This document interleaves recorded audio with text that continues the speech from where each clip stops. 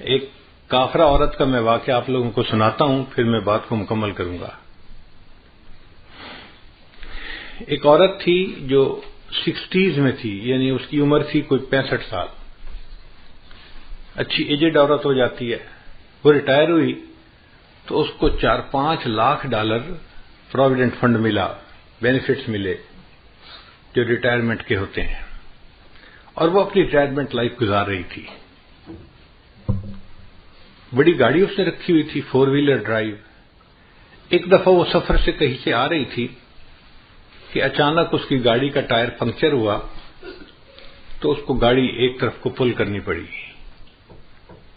اب وہ گاڑی سے باہر نکلی، اس نے دیکھا کہ ٹائر پنکچر ہو گیا ہے تو ٹائر بدلنا پڑے گا، لیکن بڑی گاڑی کا ٹائر وزنی بھی ہوتا ہے اور اکیلے بندے کا اس کو ریپلیس کرنا مشکل بھی ہوتا ہے۔ پھر وہ تو عورت ذات تھی، عورت کمزور ہوتی ہے، نہیں کر سکتی، تو وہ کھڑی سڑک کے کنارے آنے والی گاڑیوں کو روک رہی تھی کہ کوئی بندہ رکے اور میری ہیلپ کر دے۔ اور چونکہ دن کا ٹائم تھا، سورج خوب گرمی برسا رہا تھا، لوگ مصروف تھے، تو آنے والی گاڑی تیز آ رہی تھی اور جا رہی تھی، کوئی رک نہیں رہا تھا۔ گڈ 1 آور اس عورت کو دھوپ کے اندر کھڑا ہونا پڑا۔ اب 1 گھنٹہ دھوپ میں کھڑا ہونے کی وجہ سے اس کو پسینہ بھی آیا ہوا، اور اس کی جلد جو تھی وہ ایسے سرخ ہو گئی جیسے جلد جل جاتی ہے گرمی کی وجہ سے۔ برا حال گرمی سے اس کا، اور کوئی اس کی مدد کے لیے رک نہیں رہا، تو پریشان بھی بڑی تھی۔ بڑی دیر کے بعد ایک لڑکا تھا جس کی عمر 30s میں تھی، یعنی 30-32 سال اس کی عمر تھی لڑکے کی۔ اس نے گاڑی کو روکا اور اس نے پوچھا کہ آپ نے مجھے کیوں روکا ہے؟ اس نے مجھے آپ کی ہیلپ چاہیے، آپ میرا ٹائر بدلوانے میں مدد کر دیں تو میں بھی چل پڑوں گی۔ لڑکے نے گاڑی روکی، باہر آیا، اس نے عورت کو دیکھا کہ بھئی اس کو اتنا پسینہ آیا ہوا ہے اور دھوپ میں کھڑے رہنے کی وجہ سے حالت اس کی بری ہوئی ہے، تو اس نے اس کو کہا کہ دیکھیں میری گاڑی کا AC چل رہا ہے، آپ گاڑی کی اگلی سیٹ پہ جا کر بیٹھ جائیں AC میں، آپ کو پسینہ بھی خشک ہو جائے گا اور آپ کو تھوڑا آرام بھی مل جائے گا، اور میں نوجوان ہوں، میں اکیلا یہ ٹائر چینج کر لیتا ہوں، میرے لیے کوئی مسئلہ نہیں۔ چنانچہ وہ عورت اس کی گاڑی میں اگلی سیٹ پہ آ کے بیٹھ گئی اور لڑکا اس عورت کی گاڑی کا ٹائر چینج کرنے لگ گیا۔ اب یہ عورت جب ذرا ٹھنڈی جگہ پر بیٹھی، طبیعت بحال ہوئی، تو اس نے دیکھا کہ لڑکا بہت مشقت کے ساتھ گاڑی کا ٹائر چینج کر رہا ہے۔ تو اس کے دل میں احساس ہوا کہ یہ نوجوان بچہ ہے اور اس نے میری خاطر اتنی تکلیف اٹھائی، مجھے آرام دیا اور خود اکیلے تکلیف اٹھائی۔ یہ مجھے بھی کہہ سکتا تھا کہ مجھے ہیلپ کرو تو میں ہیلپ کرتی، مجھے اس نے ایئر کنڈیشن جگہ پہ بٹھا دیا اور خود دھوپ میں لگا ہوا ہے کام کرنے۔ تو اگر یہ ٹائر بدل دے گا نا تو میں اس کو $200-300 گفٹ دے دوں گی تاکہ اس کا بھی فائدہ ہو جائے۔ خیر کچھ دیر لگی، لڑکے نے ٹائر چینج کر دیا، اس نے آ کے کہا اس کو کہ ٹائر میں نے بدل دیا ہے، اب آپ اپنی گاڑی پہ جا سکتی ہیں۔ اس عورت نے $200-300 جیب سے نکالے اور لڑکے کو آ کے یہ میری طرف سے گفٹ لے لو۔ اس نے کہا نہیں میں گفٹ نہیں لیتا، بس۔ اس نے پوچھا کیوں نہیں لیتے؟ اس لڑکے نے آگے سے جواب دیا، it is objective of my life to help others, it is objective of my life to help others, when I help someone I feel happy. یہ جو مجھے خوشی ملتی ہے نا کسی کی مدد کر کے، بس میرا ریوارڈ یہی کافی ہے، مجھے آپ سے $200-300 نہیں چاہیے۔ اب وہ عورت اپنی گاڑی میں آئی اور چل پڑی، مگر اس کے ذہن میں یہی فکر گھوم رہا تھا، it is objective of my life to help others, when I help someone I feel happy. اور وہ سوچ رہی تھی کہ دنیا میں ایسے بھی انسان ہوتے ہیں کہ جو دوسروں کی ہیلپ کر کے خوش ہوتے ہیں۔ حیران ہو رہی تھی۔ اب گاڑی جب اس نے چلائی، تھوڑی دیر بعد اس کو فیل ہوا کہ مجھے تو بہت پیاس لگی ہوئی ہے اور بھوک بھی لگی ہوئی ہے۔ اس نے سوچا اچھا جو نیکسٹ ایگزٹ آئے گا نا تو میں اس پہ گاڑی کو باہر نکالوں گی موٹر وے سے، اور جو ریسٹورینٹ ملا اس پہ میں کھانا کھاؤں گی اور پھر سفر شروع کروں گی۔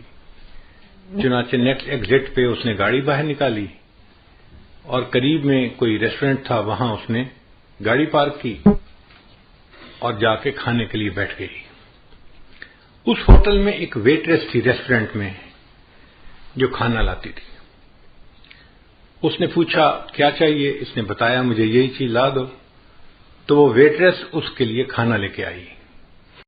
جب اس نے اس کے آگے کھانا لگایا نا، اب اس دوران یہ عورت یہی بیٹھی سوچ رہی تھی کہ اس لڑکے نے کتنا اچھا جواب دیا، it is objective of my life to help others, when I help someone I feel happy. اس عورت نے، بوڑھی عورت نے دیکھا کہ وہ جو ویٹریس کھانا لے کے آئی ہے وہ ایک نوجوان اور پریگننٹ لڑکی ہے، اور اس کے جسم کو دیکھ کے پتہ چلتا ہے کہ اس کا پریگنینسی کا کوئی 6واں مہینہ چل رہا ہوگا، یعنی کافی قریب وقت ہے ڈیلیوری کا۔ اب ایسے وقت میں تو عورت کو گھر پہ آرام کرنا چاہیے، مگر وہ ڈیوٹی کر رہی تھی، تو اس نے سوچا یہ غریب لڑکی ہوگی، اس لیے اس کو نوکری کرنی ہے تاکہ اپنے آپ کو سپورٹ کر سکے۔ تو اس نے اس سے ذرا بات پوچھی کہ تمہارا کیا حال ہے، تم کیا کرتی ہو؟ اس نے بتایا کہ میں شادی شدہ ہوں اور میں پریگننٹ ہوں اور میرا 7واں مہینہ لگا ہوا ہے اور 2 مہینے کے بعد ڈیلیوری ہے، مگر یہاں پہ جو ہاسپٹل ہے نا اچھا، وہ بہت مہنگا ہے، اور میں اور میرے ہسبینڈ ہم دونوں چاہتے ہیں کہ بچے کی ڈیلیوری وہاں پہ ہو، مگر اس کی فیس ہم نہیں دے سکتے۔ تو ہم میاں بیوی نے آپس میں مشورہ کیا، کچھ پیسے میرا ہسبینڈ جمع کرے گا اور کچھ پیسے میں جمع کروں گی، اور مل کے ہم اس فیس کو ادا کریں گے۔ اب چونکہ میں نے پیسے جمع کرنے ہیں تو میں اس وقت چھٹی نہیں لے سکتی، مجھے اس پریگنینسی کے باوجود ڈیوٹی کرنی ہے، میں تکلیف اٹھا رہی ہوں مگر میں ڈیوٹی کر رہی ہوں۔ اب اس عورت کے ذہن میں خیال آیا کہ میرے پاس تو ریٹائرمنٹ کے کوئی $500,000 بینک میں پڑے ہوئے ہیں، اب $500,000 فالتو پڑے ہیں، اگر میں اس لڑکی کو اس کے ڈیلیوری کے اس کی فیس دے بھی دوں تو مجھے کوئی فرق نہیں پڑتا، مگر اس کے لیے آسانی ہو جائے گی اور یہ بچی اپنے گھر پہ آرام کرے گی۔ اس نے اس سے پوچھا کہ ہاسپٹل کی فیس کتنی ہے؟ اس نے کہا جی $5,000۔ اس نے $5,000 کا چیک لکھا اور ایک لفافے میں ڈال کے نا کھانا کھانے کے بعد اس ویٹریس کو ٹپ دی اور کہا کہ یہ میری طرف سے گفٹ ہے، لیکن اس کو آپ نے یہاں نہیں کھولنا، گھر جا کے کھولنا ہے۔ اس نے جیب میں ڈال لیا، ٹھیک ہے میں گھر جا کے کھولوں گی۔ اب یہ بوڑھی عمر کی عورت اپنے گھر واپس آ گئی اور وہ نوجوان ویٹریس جو تھی وہ اپنے گھر گئی ڈیوٹی کے بعد۔ جب گھر گئی تو اس کا ہسبینڈ جو تھا وہ ایک بزنس ٹرپ پہ گیا ہوا تھا دوسرے شہر، اور وہ واپس آ چکا تھا۔ چنانچہ اس ویٹریس نے اپنے گھر میں کھانا لگایا اور خاوند کے ساتھ بیٹھ کے کھانا کھانے لگی۔ اب کھانے کے دوران دونوں میاں بیوی آپس میں ڈسکس کرنے لگے کہ کتنا ٹائم رہ گیا بچے کی ڈیلیوری کا۔ اس نے بتایا کہ الٹرا ساؤنڈ کرنے والی ڈاکٹر نے اس تاریخ کو بچے کی ڈیلیوری کا ٹائم بتایا ہے۔ تو خاوند نے کہا کہ اچھا پھر ہمیں پیسے تیار رکھنے چاہیے، چونکہ ہاسپٹل والوں کو تو پہلے پیمنٹ کرنی پڑتی ہے پھر وہ بندے کو ایڈمٹ کرتے ہیں، تو کیا تمہارے پاس پیسے جمع ہو گئے؟ لڑکی نے کہا ہاں میرے پاس بھی کچھ پیسے جمع ہو گئے ہیں، تو میں بھی کنٹریبیوٹ کروں گی، آپ بھی کریں گے، اور ہم دونوں مل کے بل پے کر دیں گے۔ اس دوران اس لڑکی کو خیال آیا کہ آج ایک عورت کھانا کھانے آئی تھی اور اس نے مجھے گفٹ بھی دیا تھا، تو اس نے اپنے ہسبینڈ کو بتایا کہ آج ایک عورت نے مجھے گفٹ دیا تھا۔ اس نے پوچھا کیا گفٹ دیا تھا؟ اس نے کہا پتہ نہیں، وہ لفافہ جیب میں ہے کپڑے میں۔ اس نے کہا لے آؤ۔ تو وہ نوجوان لڑکی گئی اور جیب سے وہ لفافہ لے کے آئی اور اس نے اپنے خاوند کو پکڑا دیا۔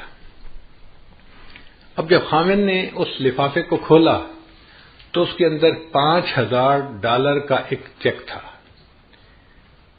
اب نوکری پیشہ بننے کے لیے یہ ایک بگ اماؤنٹ ہوتی ہے امریکہ میں، $5,000 گفٹ مل جائے لوگ تصور بھی نہیں کر سکتے۔ تو وہ لڑکا حیران ہو گیا کہ اچھا اس عورت نے تمہیں $5,000 یعنی فل پیمنٹ جو تھی کیس کی وہ فل گفٹ کر دی۔ تو لڑکی نے کہا جی ہاں اس نے یہ گفٹ دیا ہے۔ تو لڑکے نے جب وہ چیک پڑھا نا تو اس چیک کے ساتھ ایک چھوٹی سی چٹ بھی لکھی ہوئی تھی، اور اس چٹ کے اوپر لکھا ہوا تھا "It is objective of my life to help others. When I help someone I feel happy."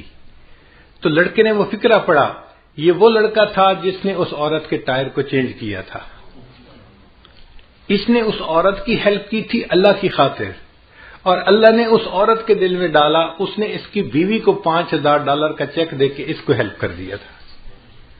What goes around comes around۔